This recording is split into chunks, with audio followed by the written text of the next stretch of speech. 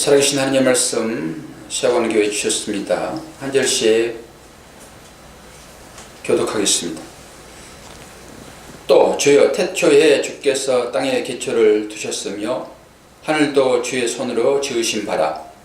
그것들은 명확한 것이나 오직 주는 영원한 것이요 그것들은 다 옷과 같이 낡아지니 의복처럼 갈아입을 것이요 그것들은 옷과 같이 변할 것이나 주는 여전하여 연대가 다함이 없으리라 하였으나 어느 때에 천사전무에게 내가 내 원수로 내 받은 상이 예비하기까지 너는 내 우편에 앉아있으라 하셨으나 모든 천사들은 섬기는 영으로서 구원받을 상속자들을 위하여 섬기라고 보내심이 아니냐.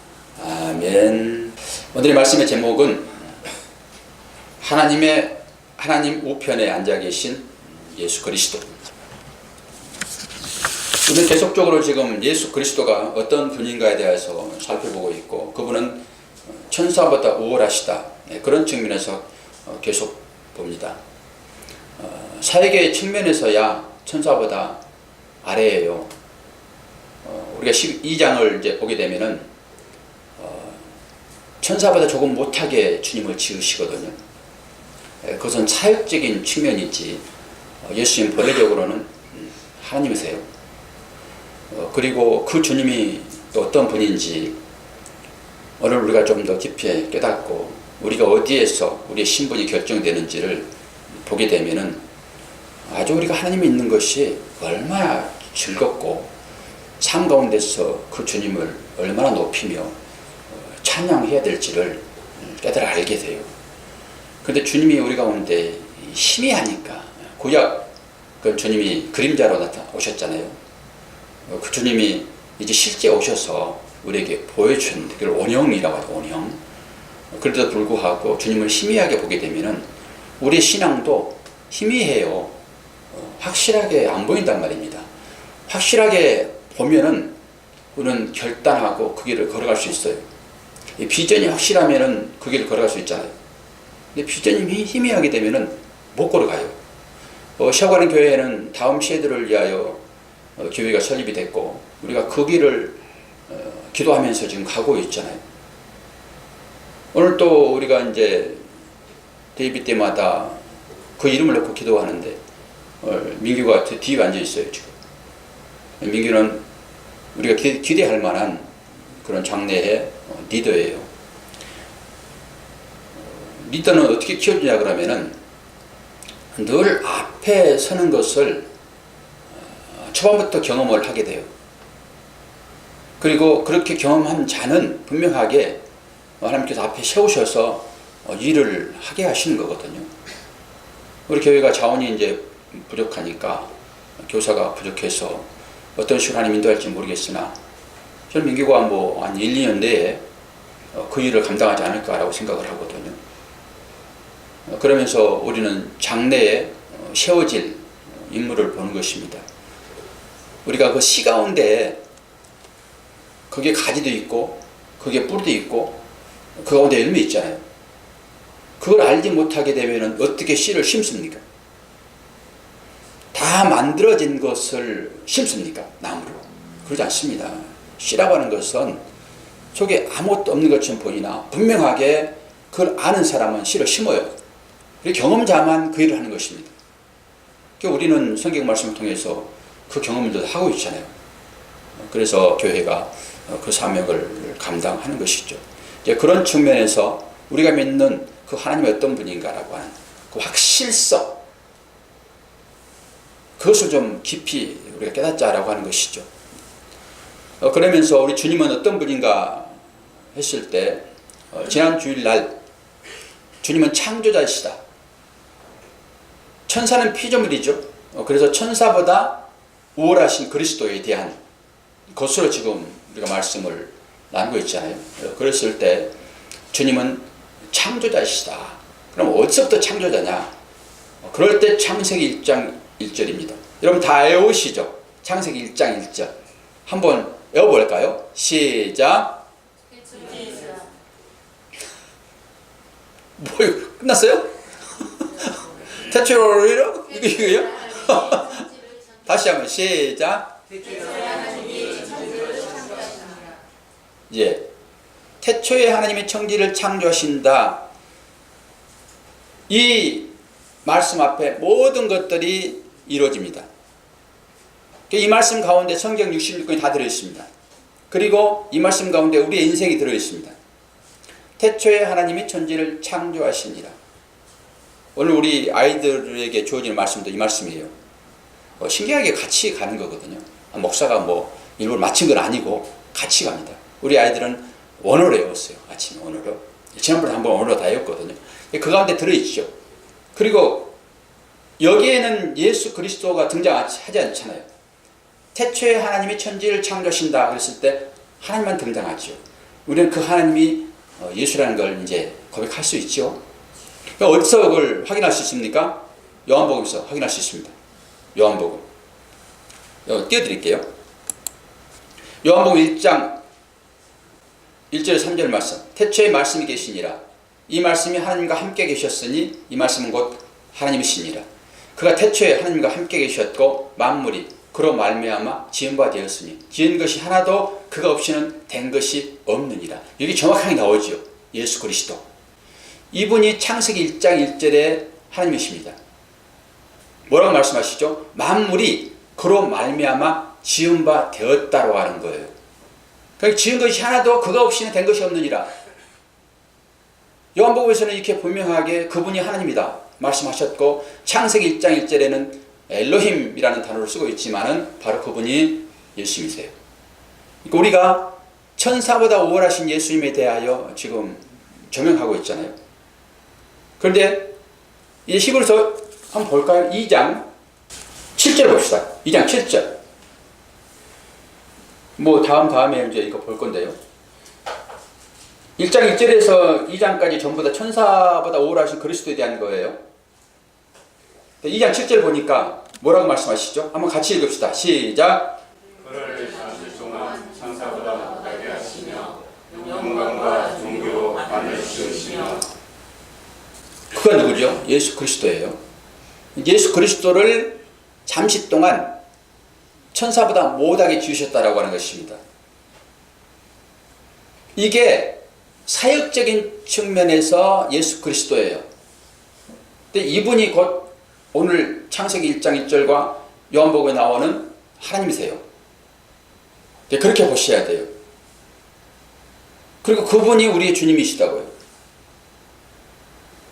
우리가 천사를 호령하는 사람으로 서게 될 것인데, 이게 사실 좀 막막한 그 기분이 들잖아요. 아니, 예수님도 천사보다 못하게 창조를 지은 바 되었는데, 육신을 입었을 때의 얘기예요. 인성. 예수님은 신성과 결합됐잖아요.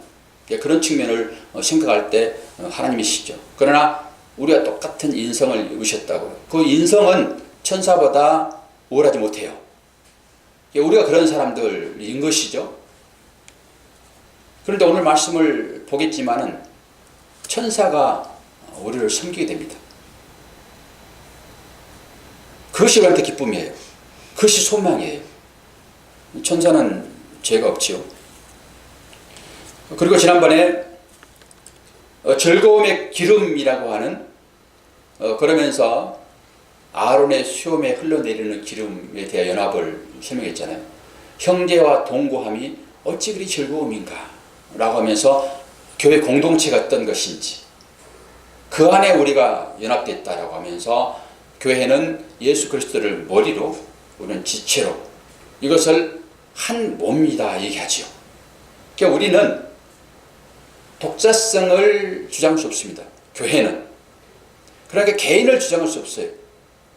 교회는 예수 그리스도의 한 몸으로 지어져 가는 것입니다. 그래서 거기에서 한 몸 사상이 나와요.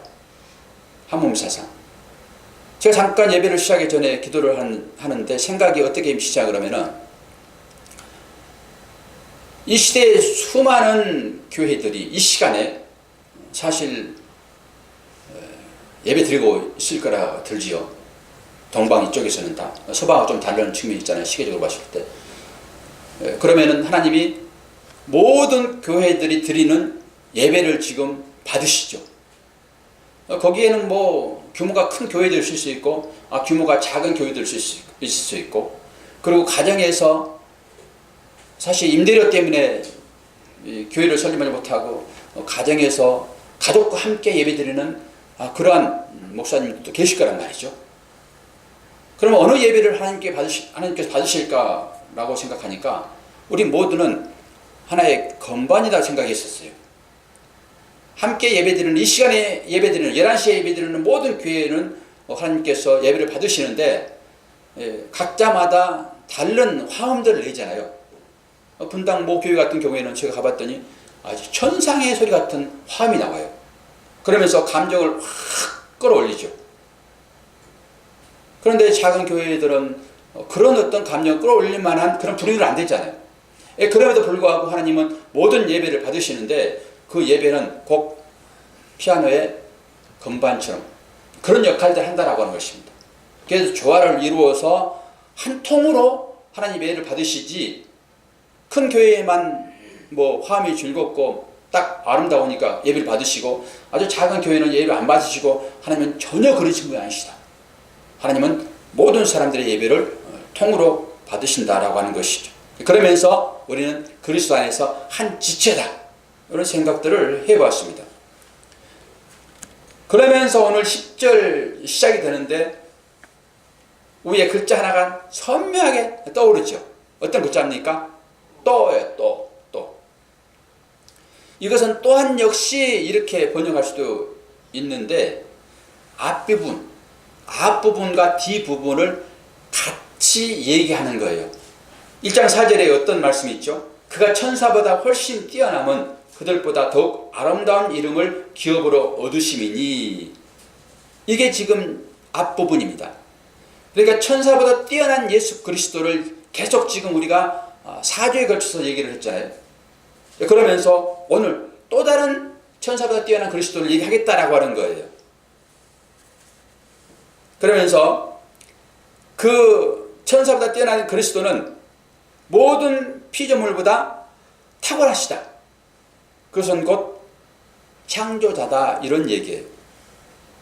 그가 땅에 기초를 놓으시고 하늘도 주의 손으로 지으신 분, 그렇게 설명을 하죠.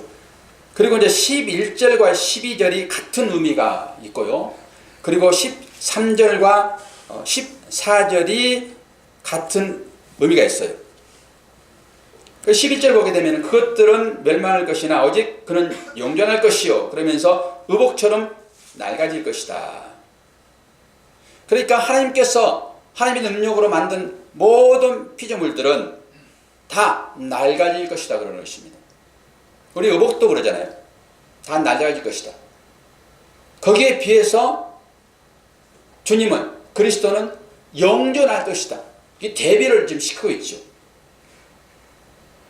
우리가 출애굽기를 공부하지 않았지만 출애굽기에도 하나님께서 이스라엘 백성들을 인도하실 때 그들의 의복이 낡아지지 않았다라고 하거든요.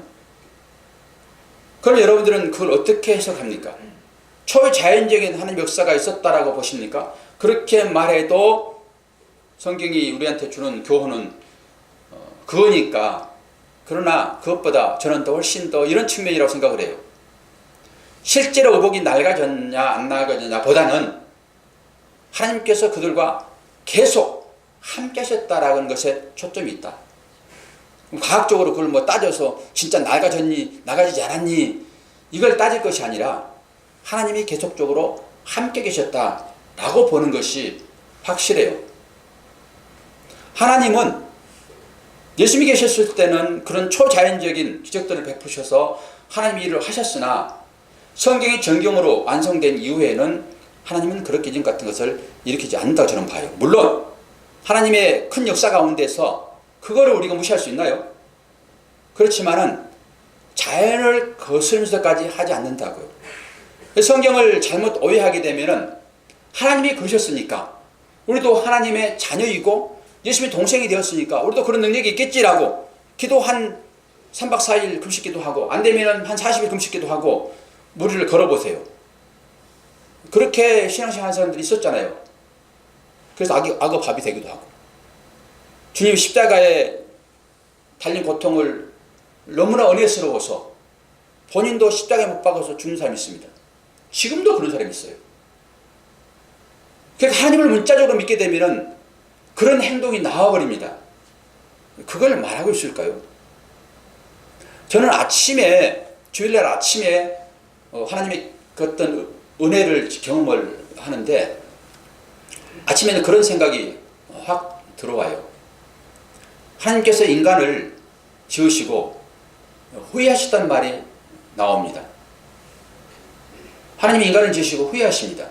언제일까요? 죄 가운데서 헤매인 사람들의 상태를 보면서 후회하신다 그럽니다.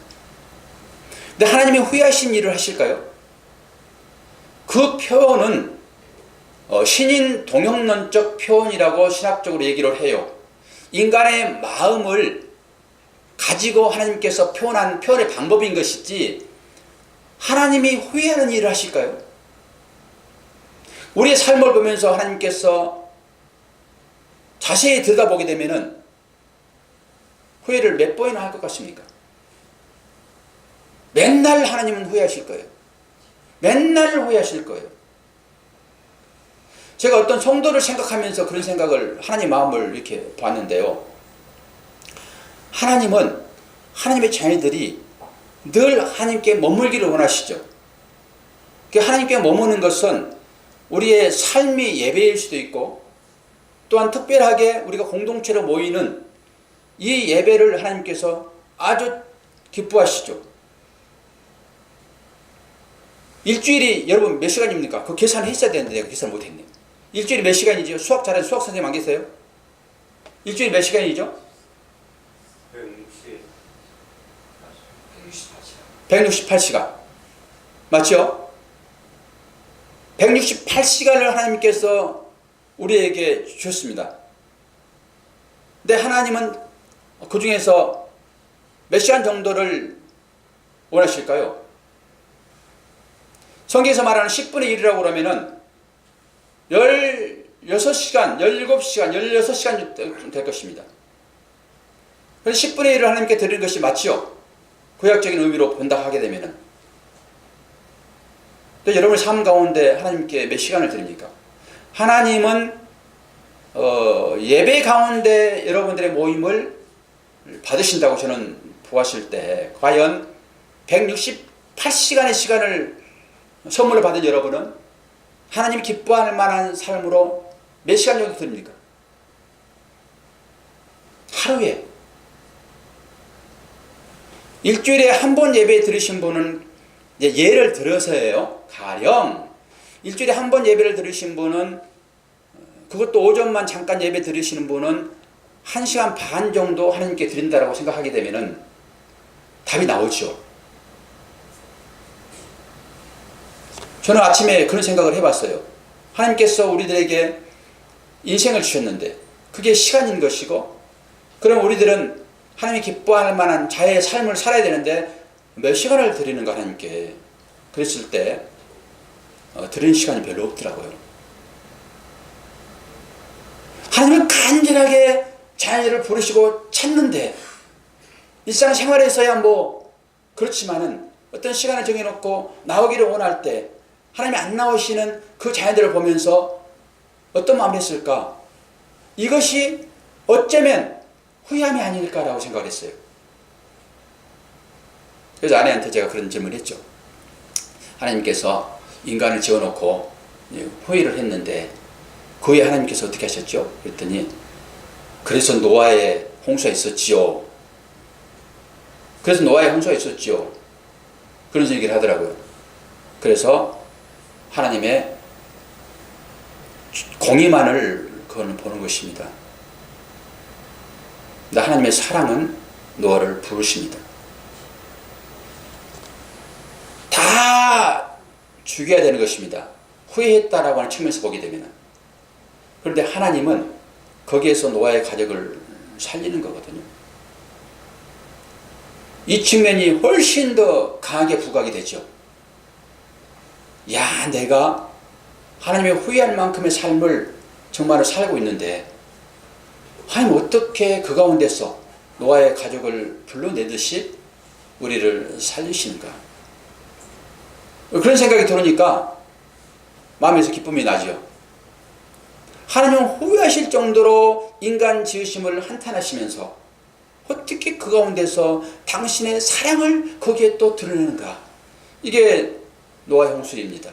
우리는 노아 홍수하게 되면 대부분 다 공의의 하나님, 모든 사람을 다 자기 뜻대로 안 되고 말 안 들으면은 다 혼내버리고 징계하시는 그 하나님만 볼 수 있는데, 그 가운데서 하나님은 우리들을 살려내시더라고요.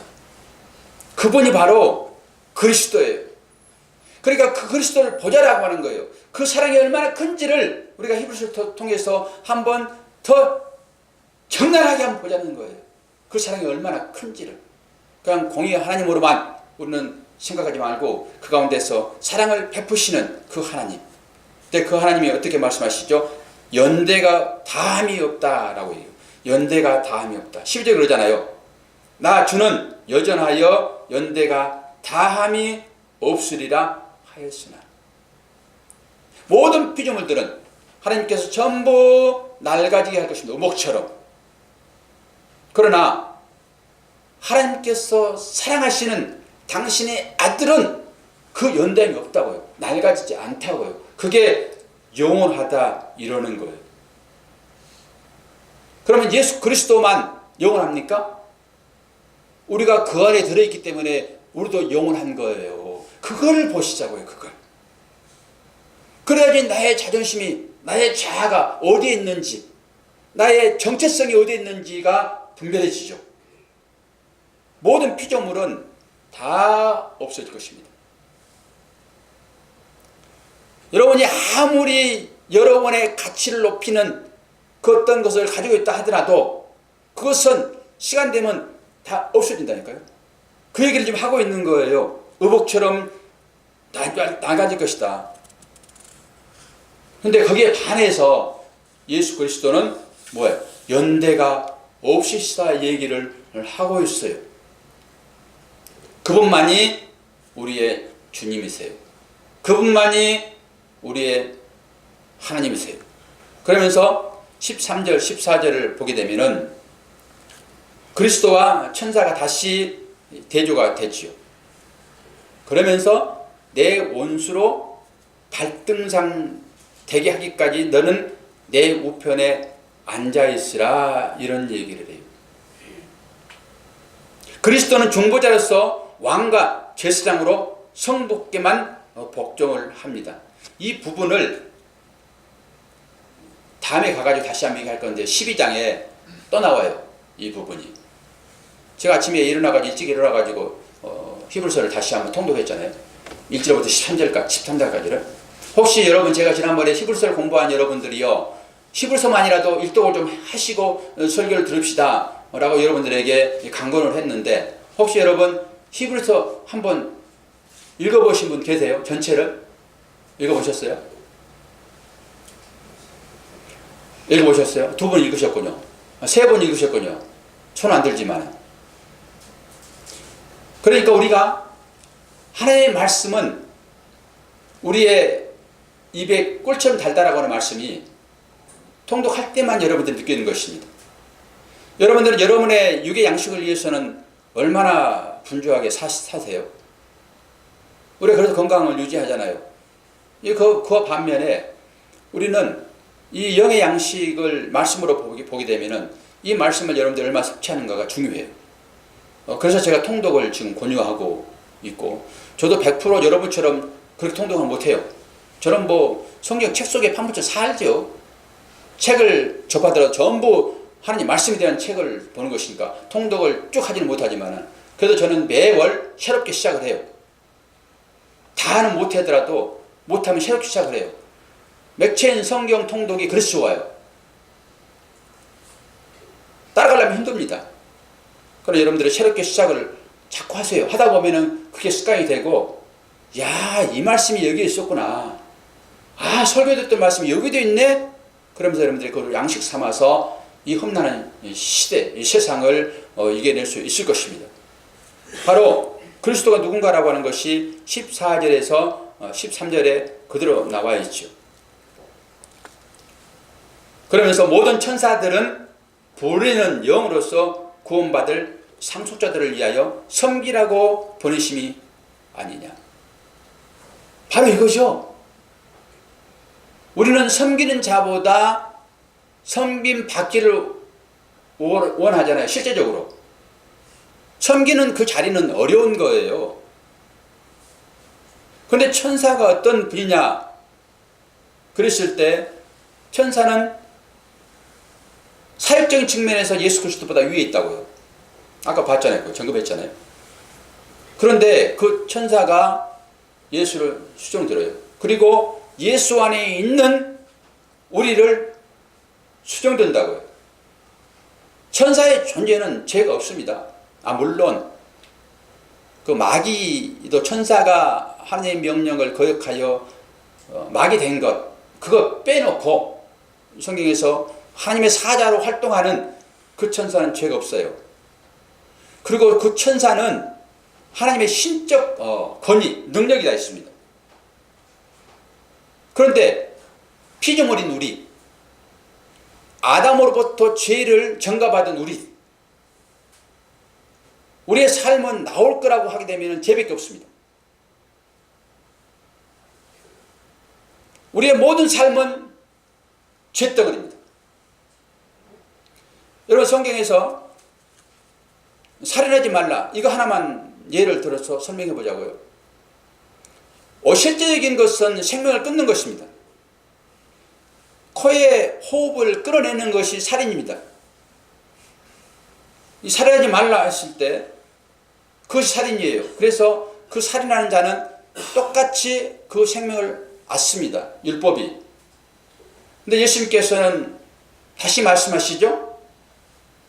너희가 그렇게 배웠으나 그러면서 또 다른 말씀을 주는데 형제에 대하여 미워하는 생각을 갖게 되면 그것을 살인이라고 합니다. 그러면 나는 전혀 형제에 대하여 악감정을 가진 적이 없습니다. 라고 말할 수도 있죠. 그리고 쭉 계명들이 쭉 나오잖아요. 살인하지 말라, 간음하지 말라, 도둑질하지 말라, 거짓 증거하지 말라. 이 모든 것들이 다 그게 똑같이 해당되는 것입니다. 그럼 나는 한 번도 그런 말씀대로 살았고 정말로 나는 깨끗한 사람이에요. 나는 정말로 순결한 사람이에요. 하나님 말씀에 비춰서 그런 사람이 이 땅 가운데 있나요? 아니 실제적으로 그렇게 사는 사람이 있을 것입니다. 어떤 사람일까요? 어릴 때부터 수녀원에 들어가는 사람. 뭐 그럴 수 있겠죠. 어릴 때부터. 그런 사람도 그렇게 말할 수 있겠죠. 나는 성경에서 얘기한 대로 전혀 어떤 사람을 보면서 음욕을 품은 적이 없습니다. 그리고 실제적으로 나는 한 번도 그런 어떤 일을 안 했습니다. 그렇게 말할 수 있어. 실제적으로. 저는 그렇게 말함과 동시에 그 자는 바로 지옥 제일 밑으로 들어가다 봅니다. 성경은 나는 의인입니다라고 하는 그 순간에 이런 말씀에 비춰서 나는 전혀 죄가 없습니다라고 하는 그 순간에 그 율법주의자가 되고 너희 아비는 마귀다, 사탄이다. 바로 그렇게 얘기합니다. 그래서 누가 보면 19장에 그 얘기를 하는 거예요. 18장인가? 그 바리새인의 기도. 나는 너와 달라요. 이런 사람들이 천사의 수종을 받는다고요. 이런 사람들이. 그럼 내가 뭘 근거로 하여 그걸 받냐고요. 천사는 죄가 없고 권능자고 하나님으로부터 직접 부르심을 받는 그런 자인데 어떻게 피조물인 모든 것들이 다 악으로 나올 수밖에 없는 우리들의 삶을 보게 되면은 내세울 게 없는데 어떻게 이런 사람들을 그 천사가 수종을 듣냐고요, 여러분. 그냥 단순하게 아이고 우리를 수종드니 참 좋네 그럴 게 아니라 자기 자신을 한번 돌아보게 되면은 감히 어떻게 천사의 수종을 받을 만하냐고요, 우리가. 그럼에도 불구하고 히브리서 기자는 우리들에게 너희들의 존재는 그런 자야. 너희들이 세상 가운데서 아무리 잘남이 없고 모든 것들이 죄 덩어리지만은 내가 내 아들을 너희들의 죄를 다 속량해서 너희를 세우는 것은 너희들이 그만큼 귀한 존재이기 때문이야 라고 하는 거예요. 그래서 자신을 용서하지 못한 사람은 남을 용서 못합니다. 이 용서가 우리 가운데 들어오셔야 돼요. 그래야 천사의 수종이 감당될 만하죠. 예수님께서 마가복음 10장 45절에 어떤 말씀하시죠? 내가 온 것은 뭐라고 그러죠? 섬김을 받으려 함이 아니라 섬기려 하고. 주님이 오신 것이 바로 섬기를 바로 오신 것이 아니라 섬기러 오셨다고요. 그러니까 내 존재가 어떤 자인 것을 정확히 알게 되면은 그 주님의 섬김을 우리가 받습니다. 이 인식이 생기지 않으면 어떻게 주님이 나를 섬깁니까? 라고 하는 거예요. 어떻게 주님이 십자가에 나를 위해 돌아가셨어요? 그리고 십자가를 거부해 볼 수 있습니다. 아니, 나는 받을 자격이 없습니다. 왜? 자기가 어떤 사람인지를 모르기 때문에 그래요. 그 죄 가운데서 하나님으로부터 건진받았다는 이 사실들이 엄청난데, 이런 사실을 인정하게 되면 하나님의 섬김을 받는 것입니다. 주님의 섬김을 받는 것입니다. 왜? 나는 의가 없으나 하나님이 나를 사랑하셔서 예수 그리스도 안에 우리를 집어넣기 때문에, 예수 그리스도는 곧 하나님이시잖아요. 그래서 천사는 수종 줄 수밖에 없어요. 실제적으로 천사가 우리를 어떻게 수종 들고 있는지가 나오고 있습니다.